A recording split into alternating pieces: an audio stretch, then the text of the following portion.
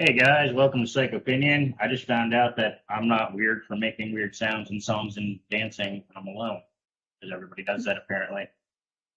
Blows my mind. I never thought to ask anybody before because I thought it'd be fucking weird. We're just discussing it, and apparently everybody does that. So that's Fresh out of the shower, I was taking my brains out.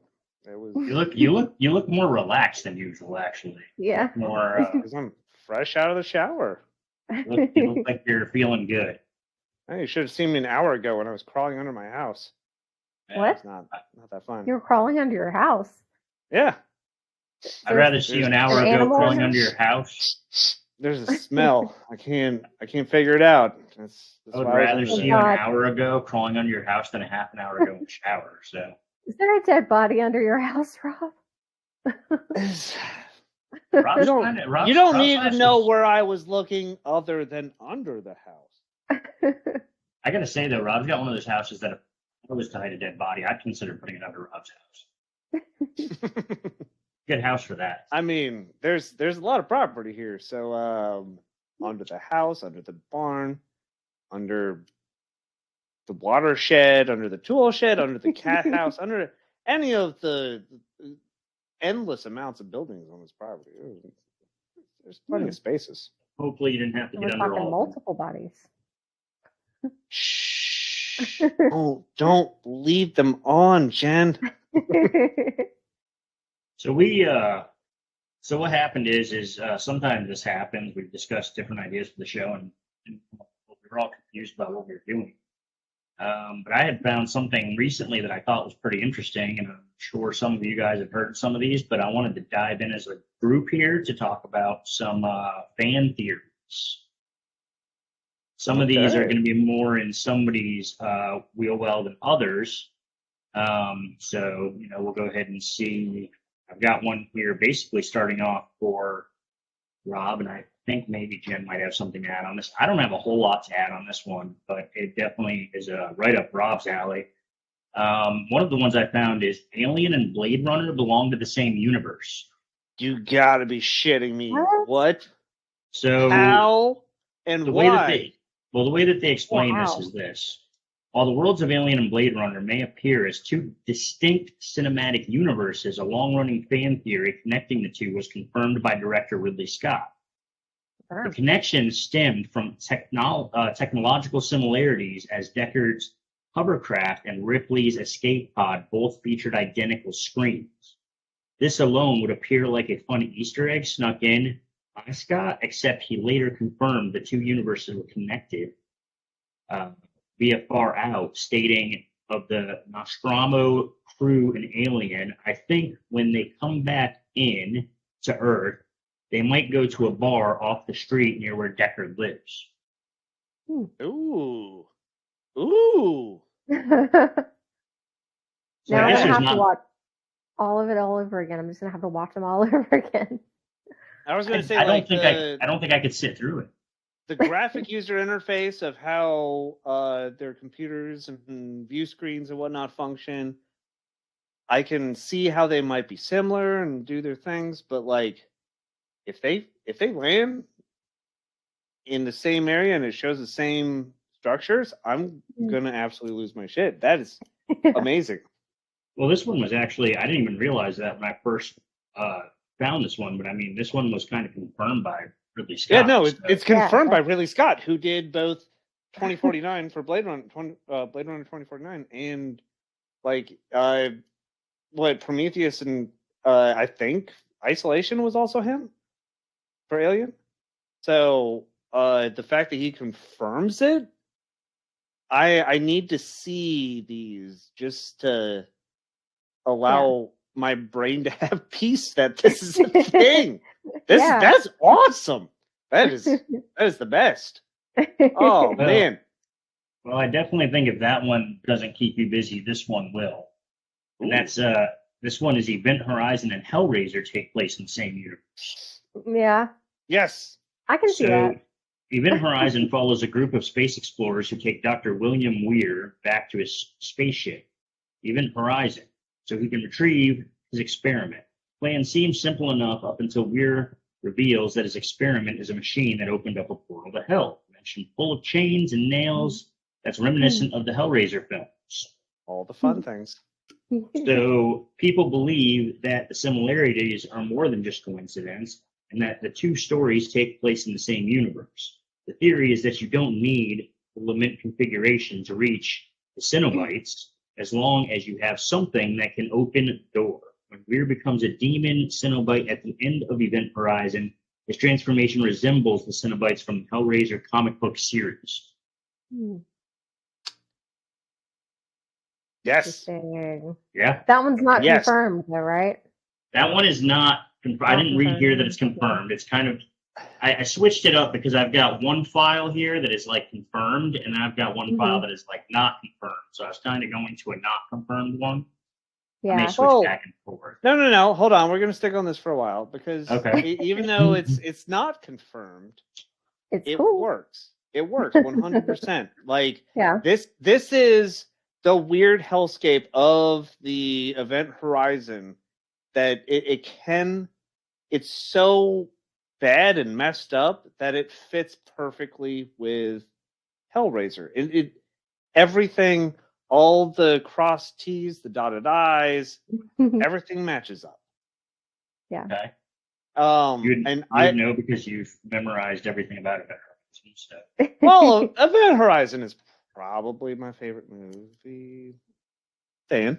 But no, also Hellraiser's right up there. The original three are probably up there for me. Also, that's like watching Evil Dead 1 and 2. It's the same movie for Hellraiser 1 and 2, same with Evil Dead 1 and 2. It's the same movie. But I do love the Hellraiser series. I do feel like and even the new Hulu show or the new Hellraiser Hulu existence is amazing. I'm glad they brought it out of the swamp and drudge that it's been going through for the past decades. They have been so bad. But I'm glad they're pulling that out of the mire. But I don't think that Event Horizon is just only connected to that by hypothesis. I have another hypothesis of my own. Oh. Okay. Well, Go ahead. please.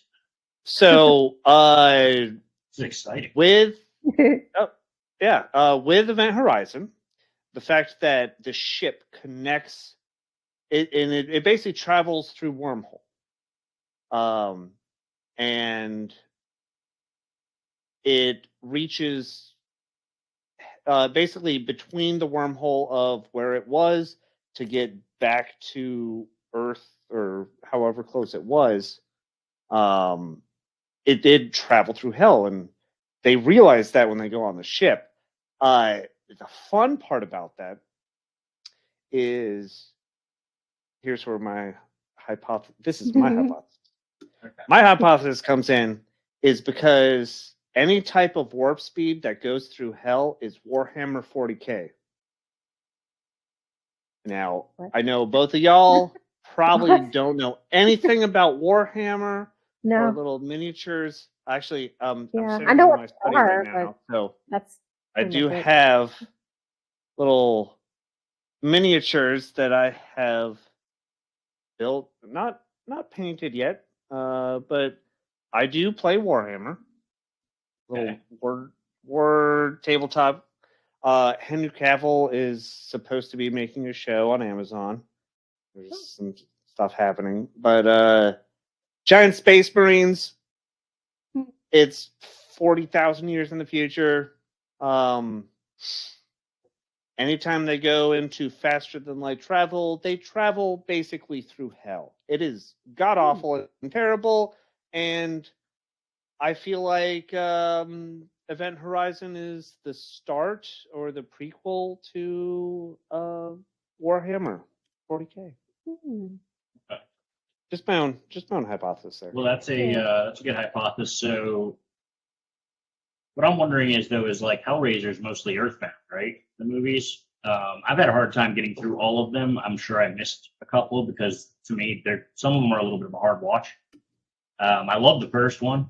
I actually really like the first one. But as they went on, it just kind of got to me like a little convoluted for me personally. Well, you say Earthbound. I would say Earth and the Netherrealm, Demon World, whatever you want to call it. Yeah. So you It's don't need Earth you and don't something. need so you don't need this thing to like go into hell. I love it. Mhm. Well, you do in Hellraiser. That's So the key. That's the key. That's what opens up the doorway. So is it possible that Yeah. we're made another key? Is that what we're? Well, that's the whole here? thing. That's why I believe, or well, like you said, that's the theory of Event Horizon being the linchpin in between, or whatever the actual way they travel could be a Hellraiser cube in that core of the ship to allow it to travel. Yeah. We don't know what's inside that spherical Mercury Mhm. looking weird sphere that powers that ship that we see so much during the movie. We don't know what's in there. It could be a hell cube Yeah. or a puzzle box or whatever you want to call it. Yeah, I Could be. I like actually that can't. theory. I can't figure out how to get this thing together. Every time I do it, it takes me like forever. But this thing does actually like come apart, twist. And Jake, I'll fix it when I get over there. I know how it works. I got you, bud. I didn't know you could do that with yours. If I had known that, then I would have taken it and tried to do it. yeah, you can like open it up and turn it, and it goes in like different. Yeah. It goes into like a different. Yeah, it's pretty cool. Does it do the pointy one where it's pointy on both sides? Yes, it does. You know what I'm talking about? And, Yeah, it looks like a extreme stabby. star. It's now a weapon. I mean, it's a weapon I think anyway. they do I think that it's pretty in the heavy. movie. Pretty Yeah. heavy. Don't they do that in I one of don't- the movies? They use it as a weapon when they do it on TV like that. I feel like I think they stab actually. I think they might do that in the new one. Oh, and But there's like the 18 new different one. terrible movies. Yeah. I don't know. Yeah. Yeah. I wasn't very impressed with that new one. You mean the one with the girl and she's got the little pearly pins in her head? Is that what you mean? The female The pinhead. female pinhead, yes. Yes. Yeah. I didn't actually like that one that much. I mean, I thought it was really cool how they redid, Pinhead. I thought that was pretty cool because it's like pearly pins. But I didn't care much for the movie. I never even noticed a pearly pin, so Yeah. I'm just gonna judge you from the internet Oh, through our webcams. I don't know what kind of you're putting off a different vibe tonight, Rob. I don't know if it's like the rich villain or what. I think it's the bathrobe. You're putting off a very like all drug. Very I'm feeling confident. spicy tonight, man. Yeah. I don't know. You seem spicy. You seem spicy. I like it. Maybe it's crawling into my house to find this smell. Did you Ugh. find the smell? No, I have a giant house and it sucks. Mhm. I'm gonna have to call a professional. Uh, Ugh. It's going to be expensive. It's worth it. And it's probably a body. So you're going to get in trouble. Well, if it summons a pinhead or a Cenobite here, I'll manage. So I've got But I do have a live sacrifice, apparently. Yeah. probably a raccoon. Yeah. My thought's a possum or a squirrel Mhm. or multiple squirrels. Why would- multiple squirrels? Why would they have like a blood orgy death pit in my? Maybe yeah. I was gonna say maybe it was a maybe. mass suicide. You got the Yeah, Jim like a Jones. cult. Yeah. You got the Jim Jones of squirrels under your house. Yeah. No, they're watching all these terrible things I watch. Everybody eating my windows poison and- nuts. All right, Rob. Moving on. You want a confirmed RoboCop one? Ooh, RoboCop and what? Because I am 100% into anything. RoboCop was a Jesus Christ story. What? Jesus Christ story. Confirmed though. You say This is confirmed. confirmed. This is confirmed. So after the release of the RoboCop 1987, audiences were quick to point out that it's a story of a man violently killed and then resurrected to help save humanity, had a lot in common with the biblical story of Jesus of Nazareth. This wild fan theory was confirmed by the RoboCop director Paul Verhoeven, who said the point of RoboCop, of course, is it a Christ story? Is it a Christ story? Of course, it is a Christ story. He said that funny. It is about a guy that gets crucified after 50 minutes, then is resurrected for the next 50 minutes, and then is like a super cop of the world. I mean, That's kind of loose. Well, it's confirmed. So, I mean, it's like, hey, did I take some type of inspiration from a certain story? Yes. To directly link to him, like, who? He had no apostles. Who's the Judas? Like, yeah, no, I see it, but I think But that's you don't see it. Yeah, Yeah. I see it, but I don't see it.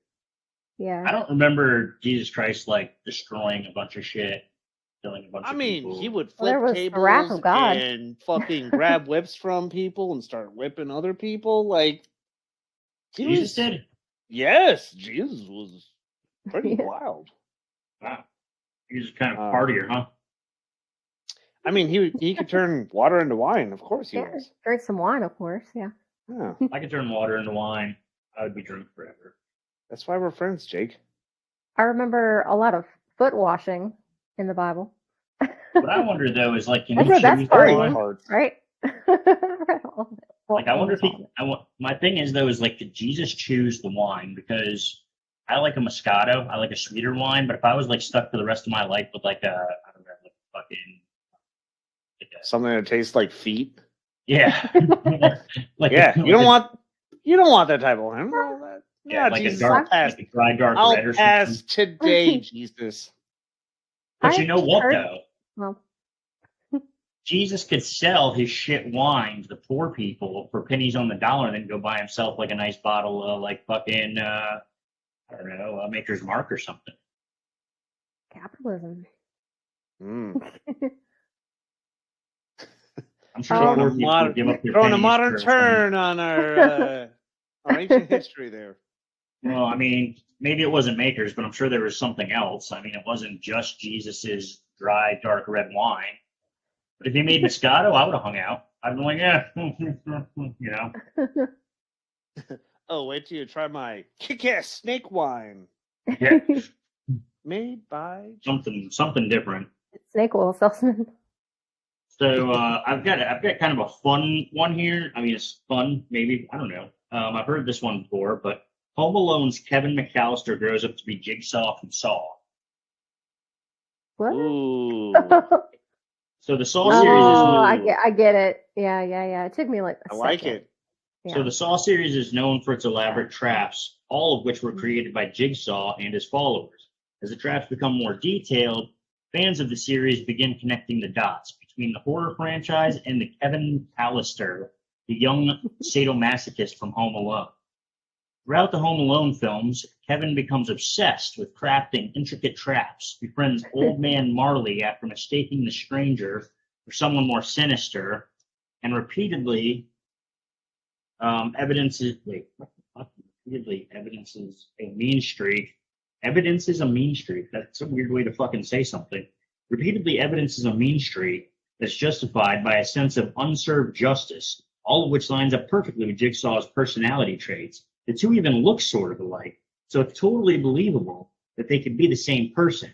Whereas in the first Home Alone, Kevin is simply trying to defend his family from the intruders. The sequel highlights the child's darker side. Second time around, the wet bandits want nothing to do with the McAllister family and aim instead to rob a toy store located hundreds of miles from their Chicago home. Despite having no ties to the offense, Kevin decides to set up a kill house in an abandoned New York City apartment building, a very Jigsaw move, and proceeds to torment the two crooks until life in prison seems like a reward. The tyke starts bashing in their heads with bricks and things only to get more grisly from there. I think people want that to be true. I want that to be true. Want it. This one's unconfirmed. It sounds like that would be the start of Jigsaw. Like, I feel like maybe that's where they got the inspiration of. What did Kevin McAllister do in his final years? Like, yeah, I can see how that would be a thing. I really like that theory. I wish it was. Wish it was confirmed. I'm gonna go ahead and say I doubt it on this one. Yeah. Well, Home Alone in general has a much different vibe. I mean, and bashing their heads in with bricks, that sounds violent as fuck. It was like a comedy with Joe Pesci and fucking Daniel Stern. I mean, it was like slapstick. It was no more violent than like the Three Stooges. A great beginning to what would come in the future. Like, I can see how it would be a thing. I can see how it fits. Like, they never go back to Jigsaw's past, if I'm not mistaken. I haven't seen all the Saw movies. There's way too many of them. But it makes sense if that's a thing. Like, I like it. I want that to be a thing. It also says that he had no... Sorry. Well, I was going to say, especially if you combine, like, Home Alone and The Good Son, but have him not die, maybe he didn't die. Yeah, The Good Son, Wow. Macaulay Culkin Yeah. did very well being, like, super creepy and very, very bad. Different characters, though. Different characters. Yeah, oh, I know. Though. I know. But we see how malicious he can be. Yeah. Yeah. I don't know. And it also says that he had no connection to the robbery of the toy store. Like, he absolutely did. He had some, didn't he go in the toy store and he like connected with the owner or some shit, or felt strongly about something there or whatever. Besides, he also had connection to the bandits. I mean, they tried to fucking like rob his house. Like, of course he sees them again and they're like doing some stupid shit. He's gonna try to stop it. It's a connection right there. But he wasn't getting back at them. He wasn't like, that's the other difference between him and Jigsaw. And I'm not saying they'd be exactly the same. I understand people evolve and change, but he wasn't like torturing the wet bandits because of any specific. I think he sees them and like knows that they're going to do the crime. And it's been a while since I've seen it, but like I think he. Christmas, yeah. Well, I watched the original every Christmas, but it's been a while since I've seen the second. So if you're gonna watch the first one, how can you not just like doing the second? Yeah, it depends on my free time. And I also have other Christmas movies I like to watch. I've got a whole section of Christmas movies, so I know exactly what you mean. Yeah, I've been actually ramping up Horror Christmas, getting ready for Horror Christmas Spectacular, Psychopinion. Didn't Home Alone like kind of start off where they were like pretending like they were cops, and they were kind of like, yeah. The first one, Joe Pesci walks in as a cop, just walks into the house. Also, yeah, and he gets like suspicious of them because I don't know, they're just not quite acting right. Aren't they like scoping the place out or something? They're scoping the place out. They're getting ready for a monster trip. And they're just like, "Ooh, good pickings. Here we go. Yeah." Yeah. So they know it's prime time for what they're doing. Well, but I'm a little more skeptical than you are, but I'll give it to you. I mean, it's not out of it. I'm not saying it's a yes or no, but I do feel like Jigsaw had a pass close to Kevin McAllister. Yeah. Like they should do a prequel of him like when he's younger. Yeah. And have it be like Home Alone, except, a lot darker and creepier. Do you want to play a game of Monopoly? No. Well, not again. By the way, anybody that's watching this, one of my favorite YouTube videos is Living with Jigsaw. Check that out. It's also working with Jigsaw. They're fucking I didn't make them. I'm just saying. They're YouTube golden standards. Good nuggets. All right, well, moving on. Let's go ahead and hit a Nightmare on Elm Street one here.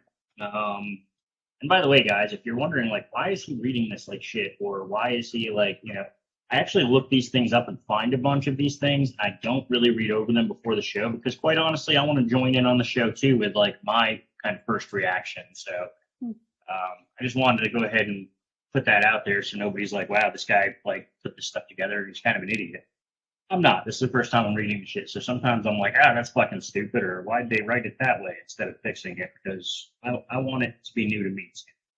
So this one's pretty stupid, is what you're about to say? I don't know. It says Freddy from Nightmare on Elm Street steals children's dreams to gain power. Now, I kind of thought that's a little bit of what the movie was about. I didn't know necessarily dreams, but I thought he definitely runs on fear, because people like need to be afraid of him and know his name, because that's like kind of how he disappears for a while.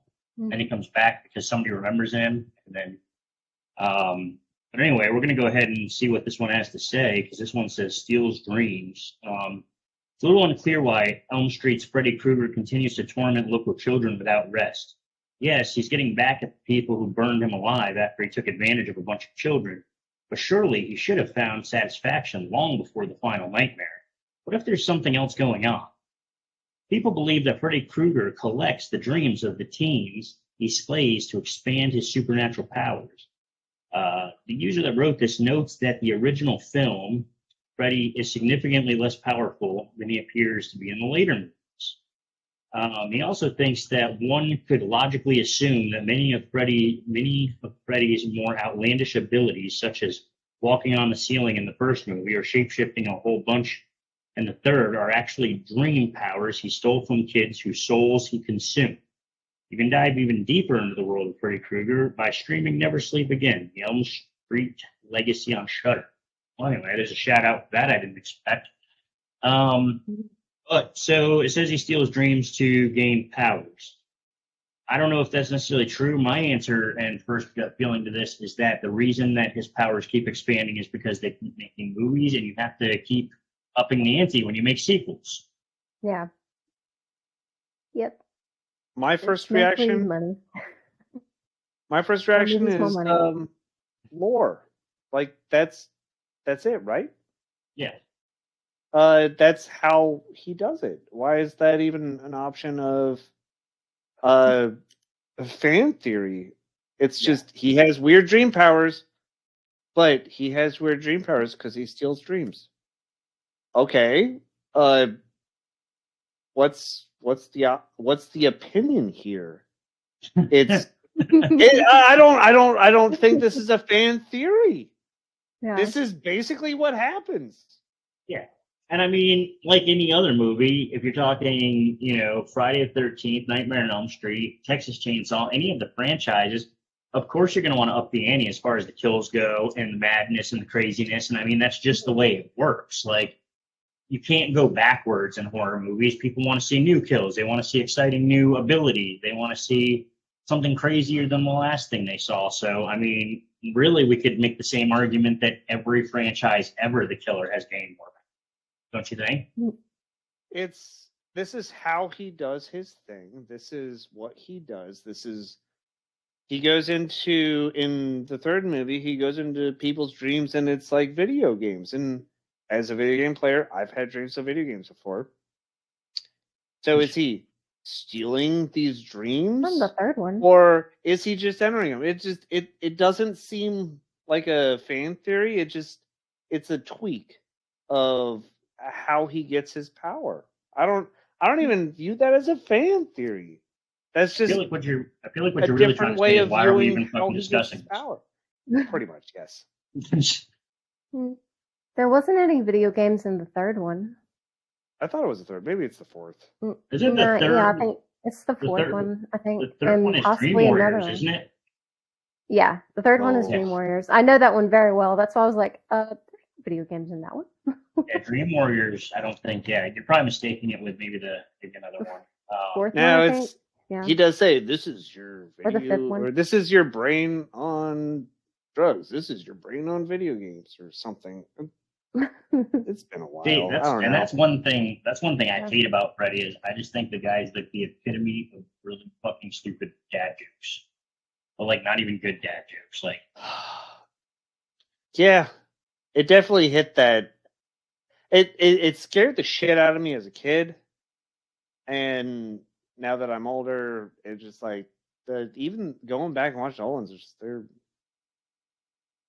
it's subpar to what I would want them to be nowadays. So maybe it's because I watched them as when I was really young, and they warped me into what I am now.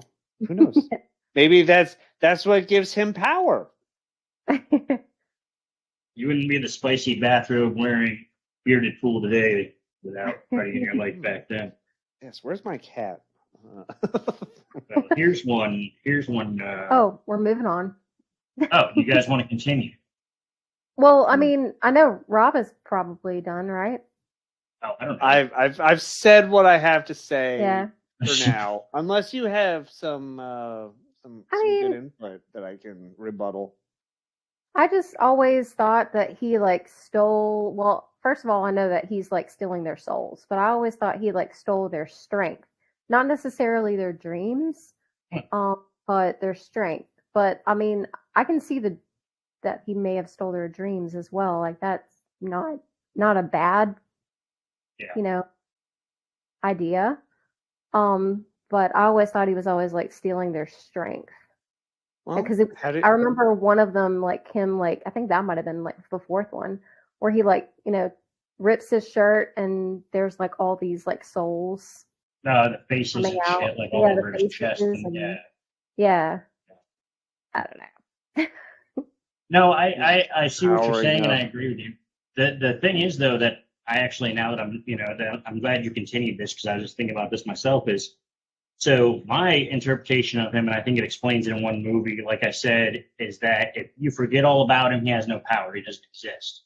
Mhm. His whole thing is being remembered, being feared. And I think that Yeah. in a couple of movies, that's how they defeated him. Was that they're like, I'm not afraid of you, and then they could kick his ass.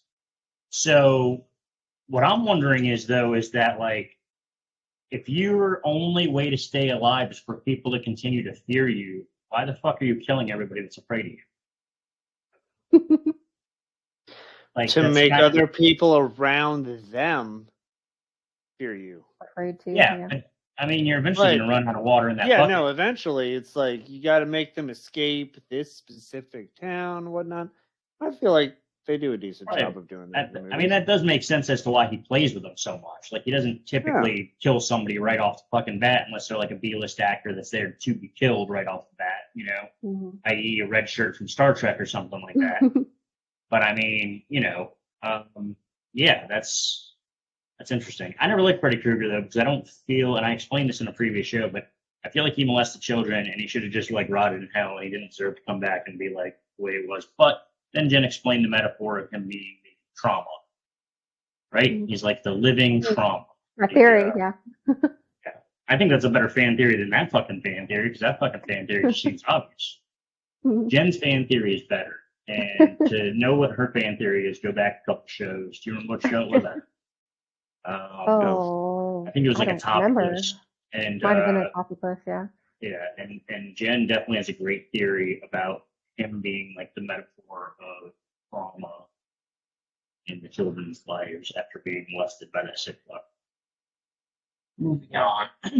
Yes, So we'll we move said- on. We're going to stay in the same kind of area here right now for this one. We're going to do a Friday the 13th. Jason is a demon in Friday the 13th. Now, this one, too, I mean, it's like, I don't know. I don't think it's a demon, but I feel like I know where they're going with this. Strap on. Strap on. Strap in and strap on. Your hockey mask, because here comes a wild Friday the 13th theory. The film, Slayer isn't actually a grown-up Jason Voorhees. He's actually a Deadite, aka the demons from the Evil Dead films. They didn't fucking say that. They should have said anything. The theory comes from multiple sources who put their heads together on Reddit after a user said that they believe Jason is actually an evil spirit. A few other Redditors pointed out that the Necronomicon appears in both Jason Goes to Hell and Freddy versus Jason versus Ash comic. So it's likely that Jason is explicitly tied into Evil Dead canon. Well, if you tie anything to Ash and the Evil Dead through comics, yes, of course, that makes sense. Well, the setting is kind of similar, so I get why they would mash the two together. Yeah, but I would say take the comic out, and remove Ash and the Deadites and all that. It's close. He's an unstoppable force. Imagine a Deadite that couldn't speak. It would be terrifying, and it would be very much like Jason Voorhees, Mhm. an unstoppable force. That if you kill it, it's just going to come back. I do see it. I do like that theory. I don't necessarily think of it that way, but as a possibility of being a Deadite or something close to it, yeah. No, I can see that. Have you ever seen the movie House? Mhm. The old, The Yeah, 80s? Yeah. original House. Yeah. yeah. So like in that, they have the guy that plays Bull in Night Court. I don't remember his name off the top of my head, but he is like the main character's best friend from Vietnam, and he comes back at some point in the movie, and he's basically a zombie skeleton army man. Point I'm getting at is that I haven't watched these back to back or in the same succession, but his makeup and the way he was done in that always reminded me of a character from like Army of Darkness. Mhm. Yes. So I mean, we connect that. I would say you have as much validity, if not more, with that theory than with Jason. Yeah, his Army of Darkness. He goes into like the dead world or whatever, and it's like that's obviously what we're dealing with in House is this dead world. I don't know. Maybe I there's have something a- there. I have a weird sort of not a theory and not really a question, but more like a what if. What if let's just say all the 80s and maybe some 90s horror movies are all connected? Like if those See. are all connected, the ones that we were just talking about, what if all of them are connected in some way? Like there's like a chain connecting all of them. You know what is cool is that reminds me of a movie I just watched recently. I actually recommended it on a previous show, and it was the what's the name of that movie? God, I got so many movies in my head. It was the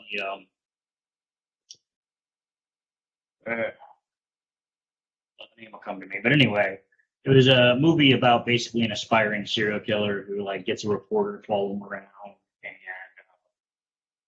he's gonna kill these people. But in that movie, the cool part was that they were talking about Jason and Michael Myers and shit, so like they all survived in that universe. So I thought that's kind of that name.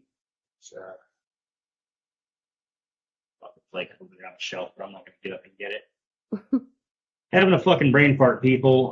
If I think of it, I'll bring it up. But anyway, yeah. So Jen's theory is that it's all connected. Nothing is. I mean, wouldn't it be accident. kind of neat if it was all connected? Not my theory. I said it was not a theory. I said it was just a what if kind of. Wouldn't that be kind of cool? Yeah, this shit. Things that be cool.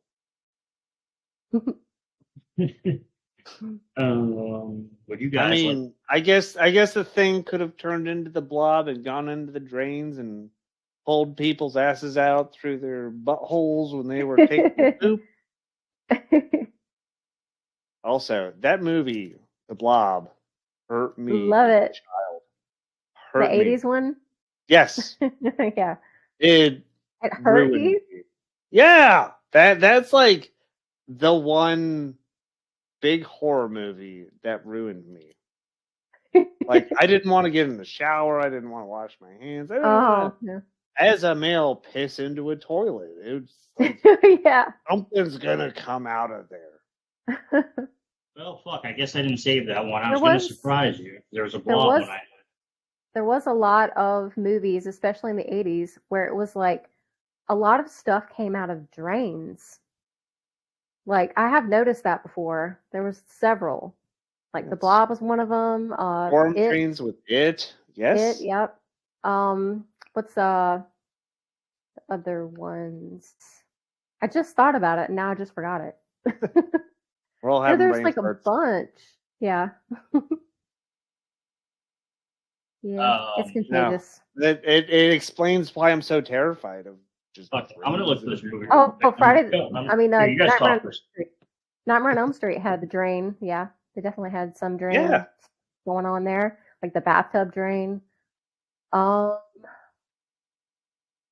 I feel like it was a common trope. I feel like the 80s Yeah. were very explorative, oh yeah.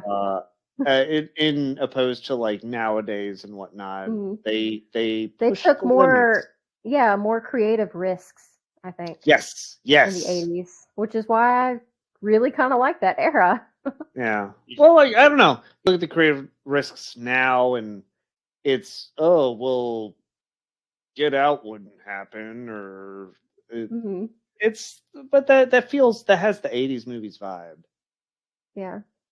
Behind the Mask, The Rise of Leslie Vernon. That's the fucking movie I was thinking of. Oh yeah, you have mentioned that before on the show. Yeah, it's a great fucking movie. once. Yeah. I recommended it then and I recommend it now. Hmm. All right. So do you guys want to go with a couple of, I don't know how much time we're going to have. I do have a huge one here that's really interesting, and I know a lot of people have covered it, but it'd be kind of fun to talk about, or do you want to go with another couple of these smaller ones I have here? Your call. Oh, you have more. You have more fan theories. Oh, I've got fan theories. Bring it. I don't care either way. I'll leave that up to Do you want the monster of fan theories, or do you want like some more baby fan theories? Let's do some baby fan theories. Okay. We'll save a monster for when we can actually debate it, and we have Steve here with us to add his. It's gonna be a little his while. own Steve's feature. under your house right now, bro. That's what that smell is. Jeez. Okay. Okay, so let's go with.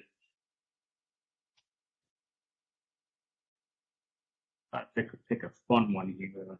When you were saying baby fan theories, do you mean like it's movies having to do with babies, or you just mean a small fan theory? smaller fan theories. Oh, okay. The baby zombie from Dawn of the Dead was Rosemary's Oh. baby. I called it. No one else can say that.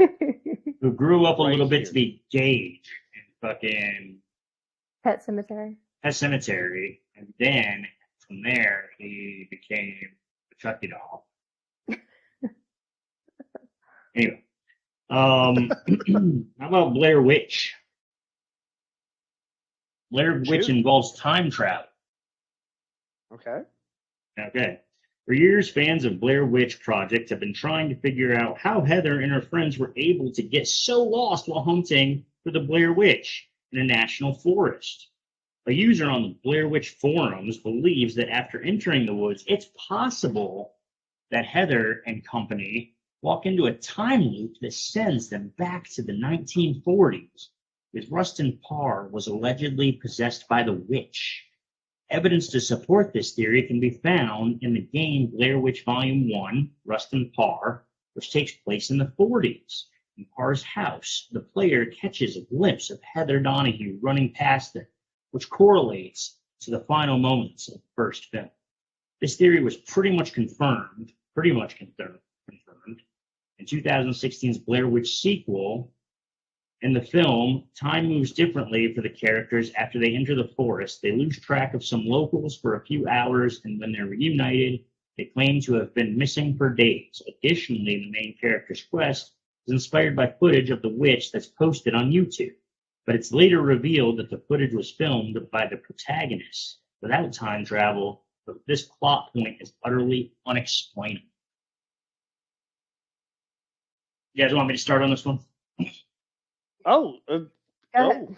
Yeah. Okay, so first of all, we're talking about a fucking paranormal, which I don't think paranormal movies we've seen. So let's talk about The Shining. He sees the ghosts in The Shining like they're really there. Is he in a fucking time loop? I mean, like what I'm getting at here is that when it's in a paranormal movie, like time, you guys ever seen 1408? Hmm. Yes. And crazy in that movie. So once again, a Stephen King movie. But the thing that I'm trying to get at here is that I think when we're dealing with the paranormal, like time and seeing people that may have already been deceased, or even seeing things from the past, or shit, even sometimes things from the future, I think those are totally normal fucking things.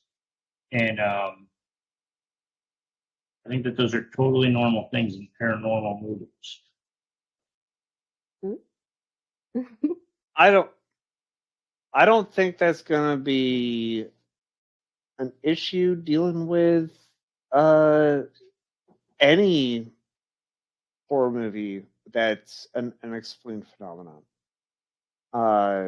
It could be something, and I think bringing up The Shining is a perfect example. It's something dealing with, we don't understand how it functions in general. So could it involve this? Of course it could. It could be a multitude of things, but the fact that it's saying, I don't know, a very obvious yes is an option. Yes, of course, it could be a thing. We don't know how it functions, how the mysticism of the witch works. So, yeah, it's not something that is a big thing that is throwing me off. But yeah, no, I see it. I see it. I don't know. I feel like Yeah. it's like trying to give some scientific answer to a paranormal thing, which I think is like basically science and the paranormal are even though there's people now that are looking at the science of paranormal activity and stuff, like those are two totally different things. We don't actually fucking understand the paranormal. We don't understand ghosts. We don't understand what happens when we die. And we really don't understand the extent of witchcraft, whether it's real or not, or whether it even does anything. So right now we're looking at two major levels of like the paranormal, and we're looking at witchcraft. So I mean, it's like with those things, do we really need to have some kind of scientific answer to why we would see somebody that's deceased, or why time would seem out of the ordinary? Jen? Oh, I mean, I guess,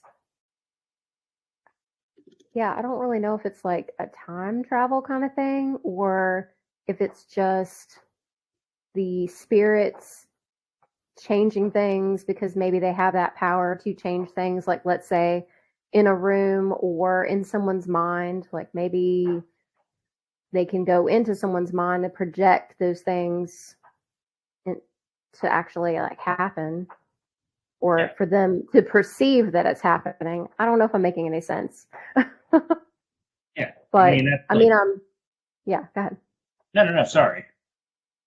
No, I was just like gonna say, like, I'm thinking like right now I'm thinking more of like The Shining and 1408 and like stuff like that. Like as I'm saying those things, those are the movies that I'm kind of like thinking about. Yeah.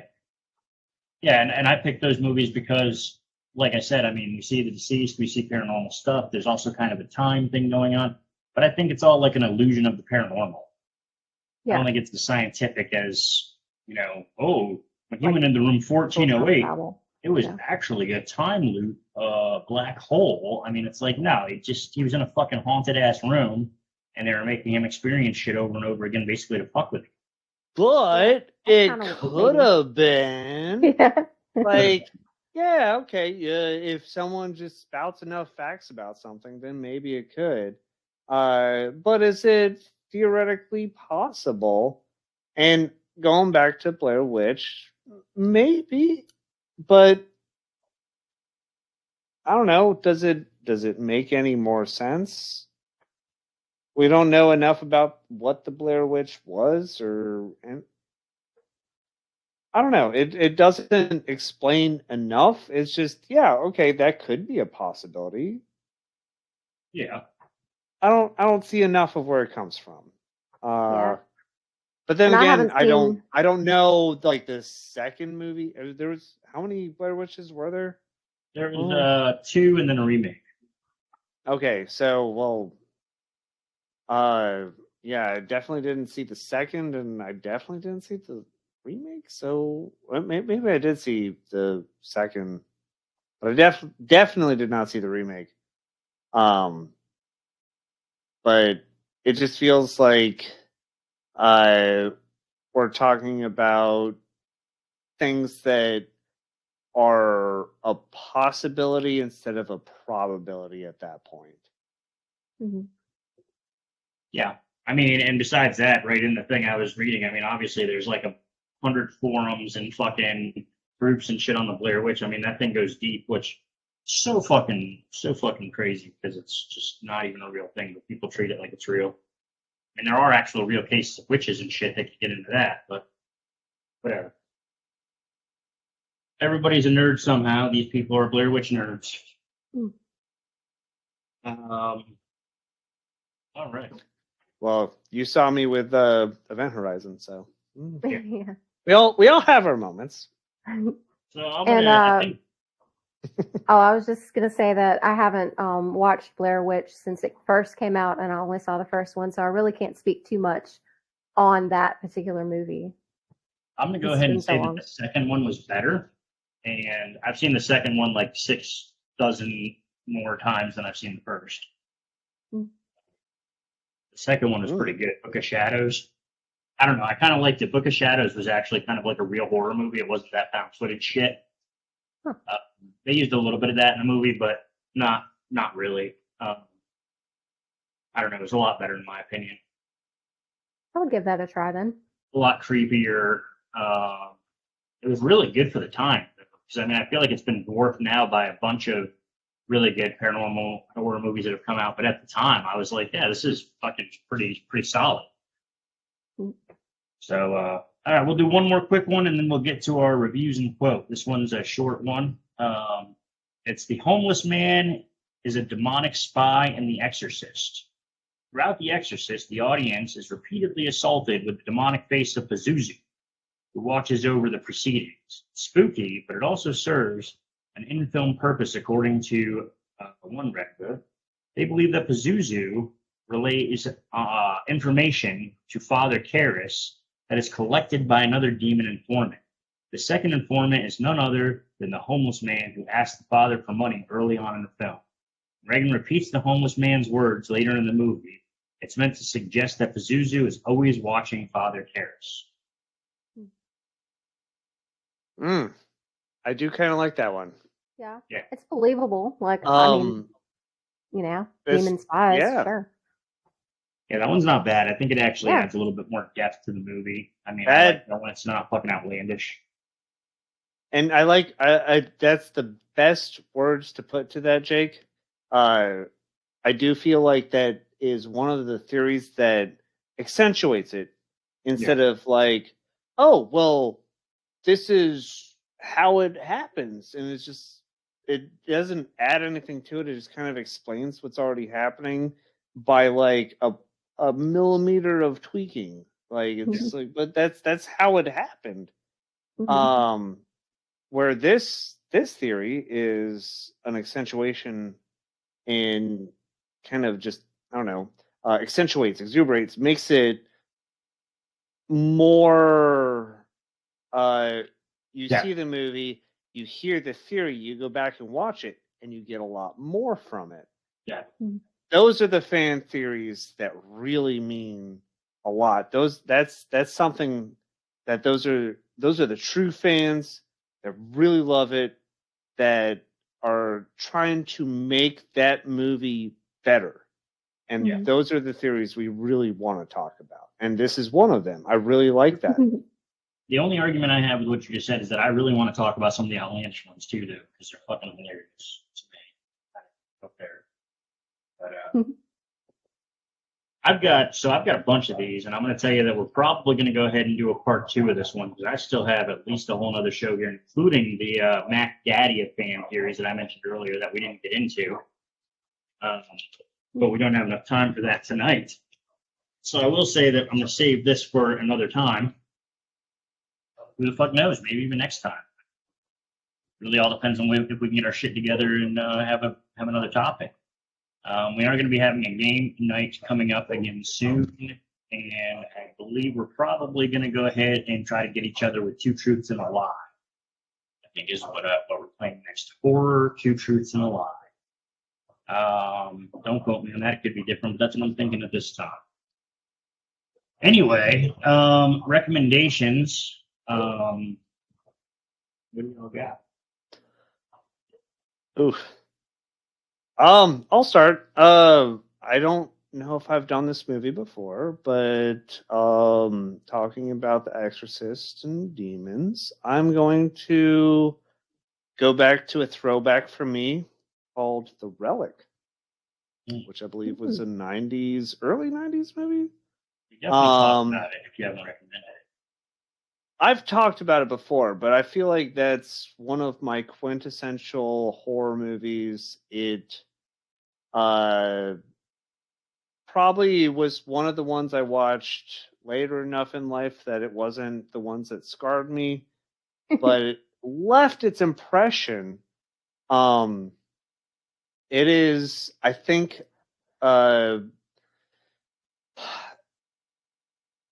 it's about a demon that manifests through a physical object and comes to our plane of existence.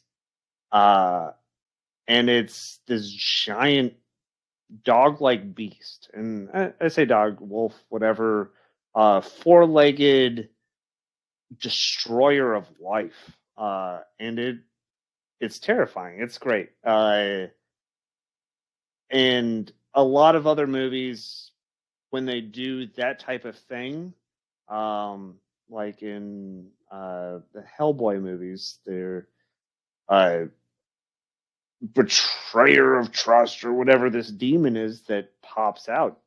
I immediately think of The Relic, because it's that standard that was set by a horror movie. And I think other people need to understand that there is a standard set by this movie.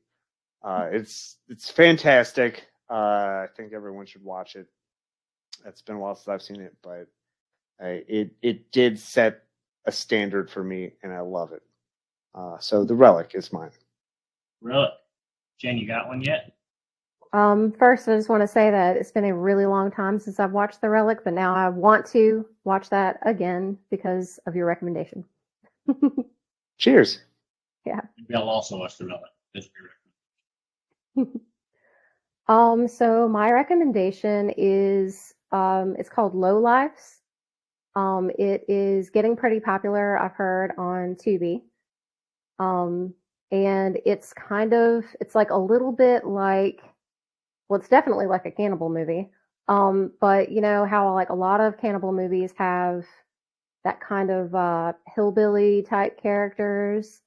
And then they have, usually like the outsider type characters, which are American. Well, this movie is no exception. It also has those two sets of characters. But it takes a bit of a twist, and it does that twist pretty early on. I will not say that I loved this movie. I just kind of liked this movie. I thought that the ending was just a little bit predictable, which is why I didn't really love this movie. But I thought the actors did a fine job, and it does have merit, so it's worth a watch.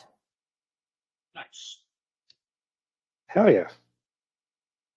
What you got, Jake? I was going to say, I don't know if I've recommended this one before. I know that I've talked about it a lot with a lot of people, and sometimes we do this show, and we're actually enough episodes into this show now that I can't remember everything I say all the time, especially because sometimes we're drinking. But I would like to talk about Cold Skin, if I haven't before. You say we're drinking? Yeah, that's why we don't remember. Unfortunately, it's hard to drink to remember. So Cold Skin is this really cool movie where basically there's this island. It's based back in the day. I don't know. I probably have to say maybe probably pre-World War I. But there's this lighthouse on an island, and there's a guy that runs the lighthouse, and they go to drop off a weather. I don't know exactly what he'd call it, but he goes and records weather and all that stuff, weather pattern and stuff. They go to drop him off on the island. He's supposed to be stationed with the lighthouse keeper, and the lighthouse keeper is like this crazy fucking dude, and needless to say, a bunch of shit happens where pretty much what goes on this island is there's these creatures that come out of the water and attack this lighthouse, like practically, and they like fight these creatures off, and it's really cool. It's a really cool fucking movie. I don't want to give away the ending because I'm actually recommending this one. I hope we watch it. The acting is phenomenal, and there's actually a scene where you get to see the crazy old guy like fucking. So that's cool. Anyway, it's I think it's a very interesting movie. I like it a lot. It's called Cold Skin. Check it out. It's not really as much horror necessarily. I mean, there are like ocean monsters or creatures, but it's not necessarily horror as much as it probably is like thriller, kind of action thriller, suspense. There's a little bit of a horror element to it, but I wouldn't say it's like straight up horror. But honestly, it's a great fucking movie. Watch it and then comment because I'd like to see what you think of it. Other than that, I think we've taken up our time here tonight, and I'm just going to end this whole thing with saying a ghost is an emotion bent out of shape, condemned to repeat itself time and time again until it rights the wrong that was done. Good night.